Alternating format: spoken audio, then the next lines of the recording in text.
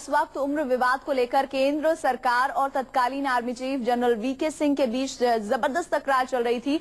उसी दौरान 16 जनवरी 2012 की रात दिल्ली की तरफ से सेना की 2 टुकड़ियों के कूच करने के दावों को लेकर अब 2 साल बाद एक नया खुलासा हुआ है। Lieutenant general A K. चौधरी, जो उस वक्त के डीजीएमओ थे, उनका कहना है कि दिल्ली की ओर सेना के कूच को लेकर यूपीए सरकार की ओर से चिंता जताई गई थी। सेना के 2 यूनिट के दिल्ली की तरफ कूच की खबर मिलते ही उस वक्त के रक्षा सचिव ने लेफ्टिनेंट जनरल ए.के. चौधरी को करीब आधी रात को तलब किया था और सरकार की ओर के सेना की यूनिट के दिल्ली की तरफ बढ़ने को लेकर जताई गई चिंता से अवगत कराया था।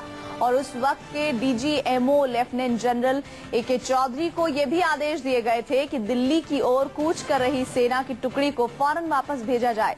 अंग्रेजी अखबार इंडियन एक्सप्रेस में सबसे पहले यह खबर 4 अप्रैल 2012 को छपी थी, लेकिन उस वक्त सरकार और army chief general V K Singh ने इन खबरों का खंडन किया था।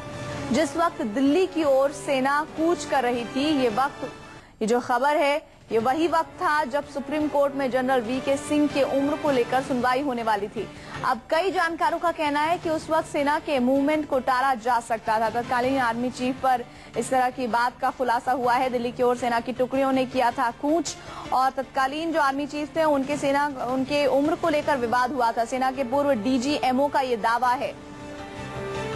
16 जनवरी 2012 को थी सेना के कूच की खबर। हालांकि उस वक्त सरकार और पूर्व आर्मी चीफ ने खंडन किया था। तत्कालीन आर्मी चीफ की उम्र पर सुप्रीम कोर्ट में सुनवाई थी और मामले को उस वक्त दोनों पक्षों की तरफ से रफा दफा किया गया था। अंग्रेजी अखबार का यह दावा है कि दिल्ली की ओर सेना ने किया था कूच और जिसकी तस्दीक की है डीजीएमओ ने। सेना के पूर्व डीजीएमओ का यह खुलासा है। 16 जनवरी 2012 को थी सेना की कूच की खबर।